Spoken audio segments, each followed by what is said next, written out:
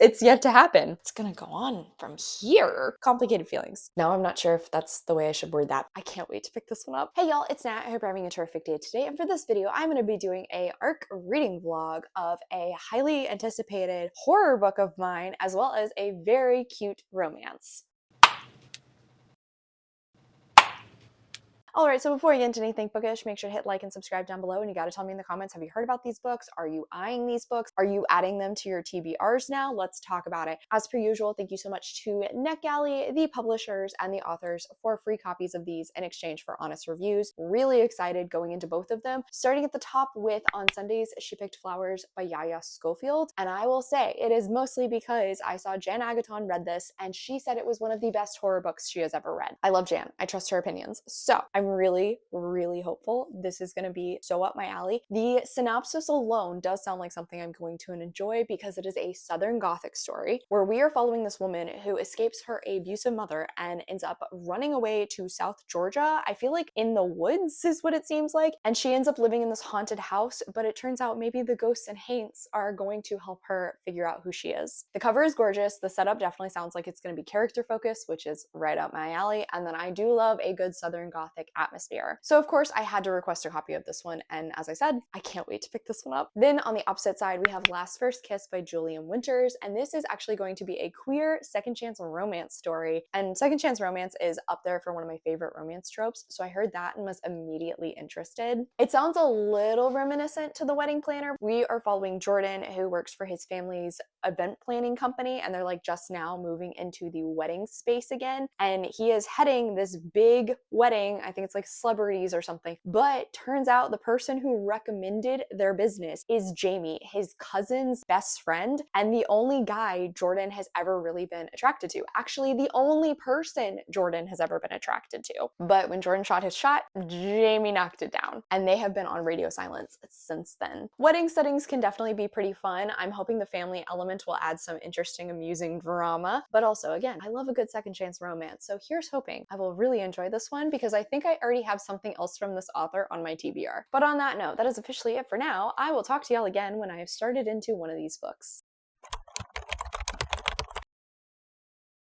Hey friends, so I have started into Last First Kiss by Julian Winters, and I read the first 44% in like a single sitting because I'm really enjoying this. I will be so honest with you, the initial setup, I was like, oh, okay, this isn't quite what I was expecting, but I am actually getting pretty invested into the story. I was thinking Jordan and Jamie were going to be like more real exes, like they actually dated, and then something, you know, drastic happened, but it's not quite that. It's more like Jordan has never really gotten a full hold on his own sexuality, and Jamie is really the only person he has ever felt sexually attracted to. But whenever he tried to take things a step further, Jamie was the one to put a stop to it and kind of insist Jordan needs to figure himself out first, and that he doesn't think he is the guy to really do that with. And Jordan's been like actively avoiding him for months now. So then being put into this wedding setup, he really can't avoid Jamie. It's kind of frustrating because Jordan keeps actively avoiding like all of these very serious conversations that he probably should be having. Conversations he maybe should actually just be talking out with himself, if anything. I fully expect where this is going. There are certain elements of the plot that are getting set up that like I'm already guesstimating what's going to be happening, and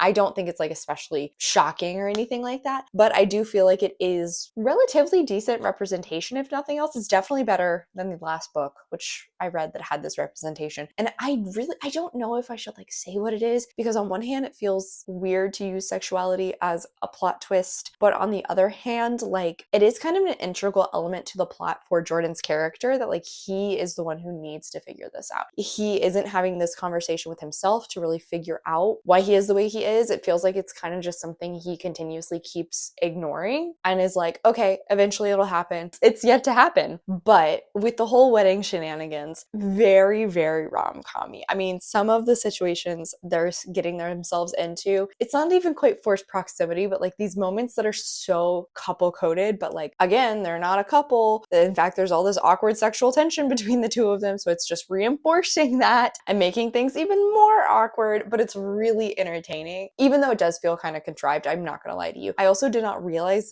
it seems like this is the second in the series because the cousin Dins, I want to say, Jordan's cousin, is like very prominent in the story. He keeps coming up, and there's a lot of references to something that now I've gone and looked at Julian Winter's prior works and realized is another one of his books. So I think this is supposed to be like the second in a romance series. And while I can totally follow everything that's happened in that first book, I don't feel as though I'm totally lost. It's just very clear this is the second book in the series, and like a lot of events have already played out in the first book that I missed out on. I don't think the chemistry is especially over the top, and I'm gonna be honest, a lot of that does come down to the characterization of Jamie. I just feel like he needs a little bit more. He needs to be amped up a bit more. I do really like Jordan, even though his ostrich approach is starting to get grating, and while the chemistry between the two main characters isn't as strong as I would like it to be, there's definitely something there. I'm still feeling something. Now though, when it comes to the whole wedding planning element, Jordan is like really wanting to make his name and kind of hopefully get a promotion off of this wedding, but unfortunately a new guy who has previously worked for a different wedding company is being paired with Jordan, and that's causing some like professional tension. But if I'm being honest, it does seem like the coworker kind of wants to bone Jordan. I'm not 100% sure if that's what's happening, if I'm reading that right. There's something there. There's something there. So I am really enjoying it. I've been putting off reading it for the last few days because I needed to film an update for it before I kept going, because I just know when I do keep going, I'm gonna blast through the rest of this, or at least like a good chunk of it again. Hello friends. So I officially finished out Last First Kiss, and okay, complicated feelings about this. I think it started really strong. I really liked it in the beginning. Do like the romance. When I hit the third act conflict, it feels very rom-com-y because it was entertaining in a way where it's not really coming about because of miscommunication. Like the two characters are just in an awkward situation and like neither knows what the other wants, sort of thing. So they probably should have been communicating a little bit better. But I said, like, from as soon as they took the jump into the relationship, that they were not talking things out enough. And so it kind of was exactly what I predicted. It just unfolded in a way I was not predicting, actually. When it came to Jordan figuring out his identity, clocked that like so quickly on. I do feel like that representation is well done. And I did like that there was this ongoing focus that Jordan doesn't have to have a label. He doesn't need to know exactly what box to put himself in. But given the fact that a lot of the problems in Jordan's life come from this like identity crisis he is having of trying to establish truly who he is in all parts of his life, I do kind of wish we were seeing him actually work through that stuff and how his sexuality worked into that a little bit more on page. It felt like we were seeing him finally lay the groundwork for that, and then we just jumped over his actual working through it to once he has the answer. And I don't know, that's not the kind of character work I like. I would prefer to see the character actually work through those things. The romance was super cute overall. I think the writing around the romance itself was actually pretty good. Very sweet, very rom-com, and given the fact that rom-coms are like so prevalent in the story, it also makes sense. But I do wish we had a better hold of Jamie's character. It felt like I was told a lot of things about what his personality was, but I wasn't getting as much about him when it came to the interactions he was having with Jordan, which by extension then impacts the investment I have in the romance. So like, this was cute, it was fun. I think it was a little silly, a little stereotypical at times. I would have liked things to be a hair spicier, but overall it's still, I'd say, pretty decent. I am intrigued to go back and try the first book in the series. There's enough there between Dens and Braylon that's referenced. I'm intrigued, I will admit. So in the end, I think this is like a 3.5 star. Unfortunately, it's not a new favorite romance, but it was cute, entertaining at the very least. And like I said, solidly written enough that I'd be willing to check out more from this author. Hey y'all, so I've hit about, 35% into On Sundays She Picked Flowers, and I am really liking this already. First off, the writing, fantastic. It is so atmospheric. It really is settling me into this world very, very well. The occasional line here or there is just so poignant and gorgeously put. I can also tell that this is definitely going to be a very heavy read. It's pretty obvious already to me. Generational trauma is going to be one of probably the top themes of the story. But what I did not know is that I wouldn't quite say it's a sentient house, but like, it's kind of a sentient house. Like, we get a perspective from the house itself, and it's filled with all of these different spirits, all these different ghosts, these haints. It's a really interesting setup, and now we're kind of starting to see how Jude is establishing a life in the house, the relationship she has with the house and the different spirits that reside there. I'm really liking that. Though I did not know we were actually going to also get to see a little bit from the perspective of her aunt. So in the first part of the book, we get the setup where unfortunately we see what Jude's life is like. She still lives at home with her mother, and they do not have a very good relationship. Her mother is quite terrible, honestly, and the people of the town, her family members, just lay out excuses and normalize it in a really gross way. It's one of those where I really like seeing from the perspective of the aunt, because we get to follow her logic where she's thinking like, it's not as terrible as we had it, so therefore this is normal. Or was her sister, Jude's mom, just continuing the cycle? And then like, she's not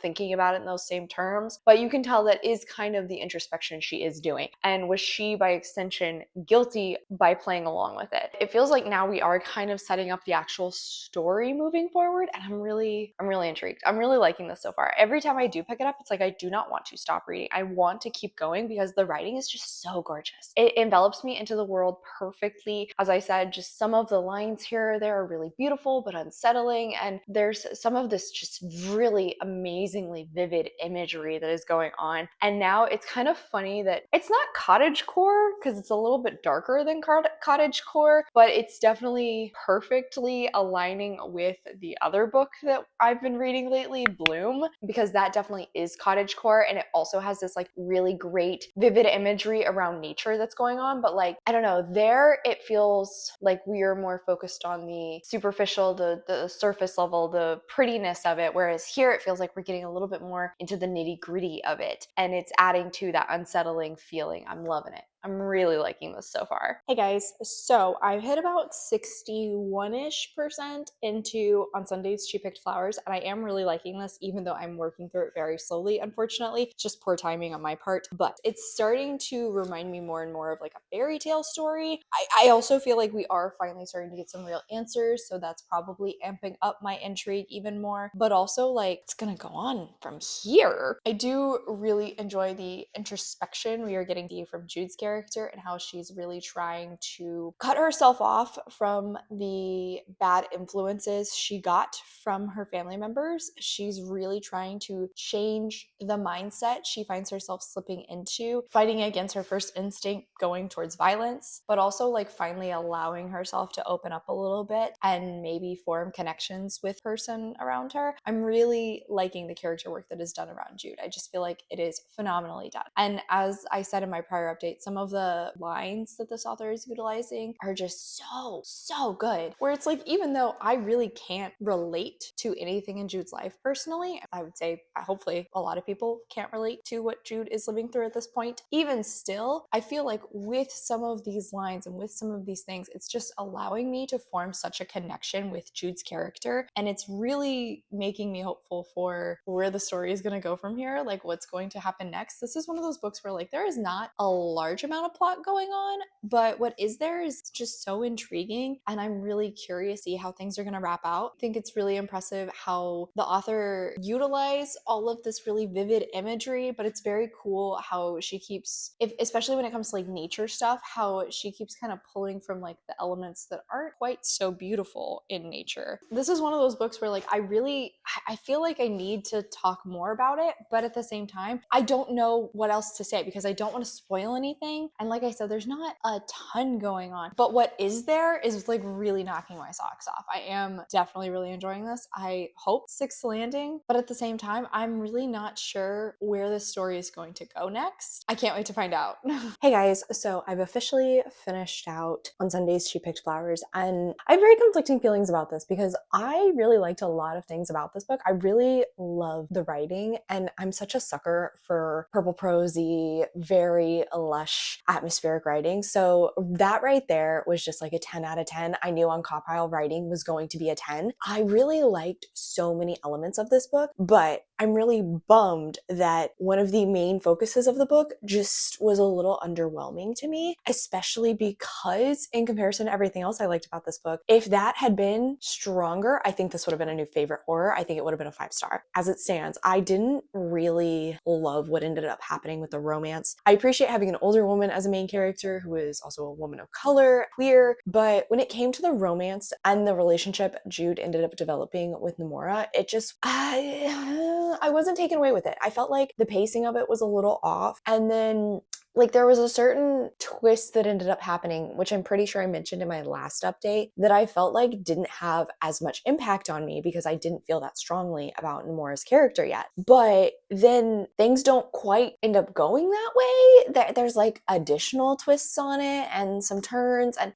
I think I appreciate how the author plotted this out, but I don't feel like this book was long enough for me to really get invested into their relationship and the twists and turns that the story ended up taking around their relationship to make me really like how things turned out. Complicated, because everything else about this book I really, really liked. I really loved Jude's character. I loved the exploration of her. Again, the themes that were going on here I felt like were very well explored and very well developed with Jude's character and the other characters we were able to see. I liked having these unusual and funky additional chapters through alternate perspectives. I really liked the humanization, it's not personification. We're going with humanization because I can't think of the word I want. But the anthropomorphization of the house. That's what I wanted. The anthropomorphizing of the house. Now I'm not sure if that's the way I should word that. But anyway, you get what I'm saying. I really liked having the house be its own character sort of thing. And then towards the end, there's like this final confrontation that Jude is able to have. And I really liked that too.